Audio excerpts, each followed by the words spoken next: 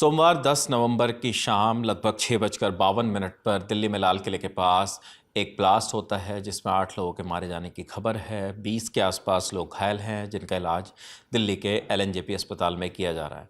इस ब्लास्ट को लेकर नई नई जानकारियाँ सामने आ रही हैं, कुछ वीडियोस भी सामने आ रहे हैं जिसमें और ज़्यादा चीज़ें क्लियर करने की कोशिश की जा रही हैं। सुरक्षा एजेंसियां जो हैं, खुफिया एजेंसियां जो हैं, वो जांच में जुट गई हैं और तमाम अपडेट जुटा रही हैं। लेकिन दिल्ली में हुए इस ब्लास्ट में, इस बड़े ब्लास्ट में जितनी जाने गई उस पर देश दुनिया का मीडिया क्या कह रहा है, ये हमारे साथी आसिफ बताएंगे। आसिफ, अभी कहाँ कहाँ से हमने जानकारी जुटाई है और क्या बता रहे हैं, आप ये बताइए। फ़िलहाल हमने Dawn, Al Jazeera, Reuters, AP, New York Times, इन सब के वेबसाइट से होकर गुजर रहे थे और देख रहे थे कि जो विदेशी मीडिया है या पाकिस्तान का मीडिया है वो क्या लिख रहा है।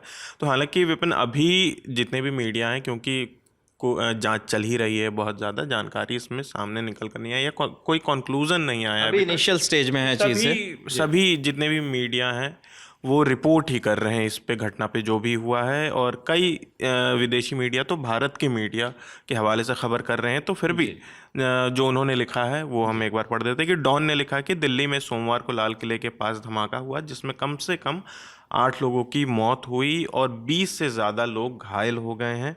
उन्होंने स्थानीय टीवी चैनल के मुताबिक ये लिखा है कि धमाका अचानक हुआ और इलाके में अफरा तफरी मच गई। और शहर के पुलिस प्रवक्ता संजय त्यागी जो हैं, उनका उन्होंने बयान छापा है कि धमाके के कारणों की जांच हो रही है।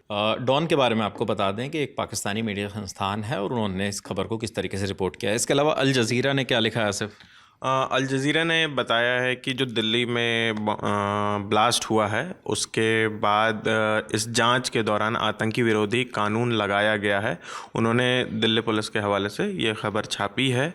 और वहीं बात करें कि उन्होंने ये भी लिखा है कि स्थानीय मीडिया रिपोर्ट्स के मुताबिक इस धमाके में कम से कम 9 लोगों की मौत हुई है। पुलिस अब इस धमाके के आतंकी कनेक्शन की जांच कर रही है। ये अल जज़ीरा ने लिखा है अपने जी कि पुलिस अब इस मामले में आतंकी कनेक्शन की जांच कर रही है। इसके अलावा और गार्जियन की अगर बात करें तो उन्होंने क्या लिखा है? गार्जियन ने लिखा है कि दिल्ली के ऐतिहासिक लाल किले परिसर के बाहर एक कार में धमाका हुआ जिसमें कम से कम 8 लोगों की मौत हो गई और आसपास के इलाके में आग लग गई। जी उन्होंने पुलिस का बयान भी छापा है कि पुलिस के अनुसार यह धमाका सोमवार शाम करीब 7 बजे हुआ है और धमाके के मतलब कि असल कारण अभी तक सामने नहीं आए और जांच जारी है। रिपोर्ट्स के मुताबिक कार के जो रजिस्टर्ड मालिक को पूछताछ के लिए हिरासत में लिया गया है, ये गार्जियन ने अपने रिपोर्ट में छापा है। और वहीं बात कर लें न्यूयॉर्क टाइम्स की, तो न्यूयॉर्क टाइम्स ने लिखा है कि दिल्ली से सटे राज्यों ने लाल किले के पास हुए धमाके के बाद अपनी पुलिस को हाई अलर्ट पर रखा है। उत्तर प्रदेश है, इस तरीके के राज्य के बारे में उन्होंने लिखा है कि उन्होंने अपने पुलिस को हाई अलर्ट पे कर दिया है। और इसी तरह दिल्ली एयरपोर्ट, मेट्रो स्टेशन और अन्य जितने भी ज़रूरी जगहें हैं कि सुरक्षा संभालने वाली एजेंसियों ने भी अपने स्टाफ को चौकन्ना रहने की, यानी कि ध्यान रखने की, सजग रहने की निर्देश दिए हैं। और हालांकि न्यूयॉर्क टाइम्स ने एक चश्मदीद का भी बयान छापा है। 47 साल के बलबीर सिंह का उन्होंने बयान छापा है। वो कह रहे हैं कि मेरे आगे लगभग 50 मीटर की दूरी पर कार में बहुत तेज़ धमाका हुआ, कई गाड़ियों में आग लग गई, मेरी कार भी क्षतिग्रस्त हो गई। मैं तुरंत कार से उतरा और जान बचाने के लिए दौड़ पड़ा। ये उन्होंने एक चश्मदीद के हवाले से छापी है। वहीं अगर एसोसिएट प्रेस की बात करें, एपी की बात करें, तो उन्होंने भी एक चश्मदीद का बयान छापा है। हालांकि कई चश्मदीद के बयान शामिल हैं लेकिन हमने एक लिया है। एक ओम प्रकाश गुप्ता हैं जो धमाके की जगह यानी कि लाल किले वाले इलाके के पास ही रहते हैं। उन्होंने बताया कि वो अपने घर पर थे जब उन्होंने तेज़ धमाके की आवाज़ सुनी। उन्होंने आगे कहा कि मैं अपने बच्चों के साथ बाहर भागा और देखा कि कई गाड़ियों में आग लगी हुई थी और चारों ओर शरीर के अंग यानी शरीर के हिस्से जो ब्लास्ट के बाद अलग अलग हिस्से हो गए थे, उन शवों के हिस्से उन्हें पड़े दिखे। और साथ ही साथ उन्होंने ये भी कहा कि एक कार के विंडशील्ड में जो शीशा होता है कार के आगे का, उस पे एक बॉडी पड़ी हुई थी, उन्होंने देखा। इसके अलावा अगर रॉयटर्स की बात करें तो रॉयटर्स ने क्या लिखा है? रॉयटर्स जो दिल्ली में अमेरिकी दूतावास है, यूएस एम्बेसी है, उन्होंने अपने नागरिकों को, अमेरिकी नागरिकों को सुरक्षा अलर्ट जारी किया है। उन्होंने कहा है कि भीड़ भाड़ वाले इलाके में अगर आप जाएं या जाने से बचें, अगर जाते हैं तो ध्यान दें।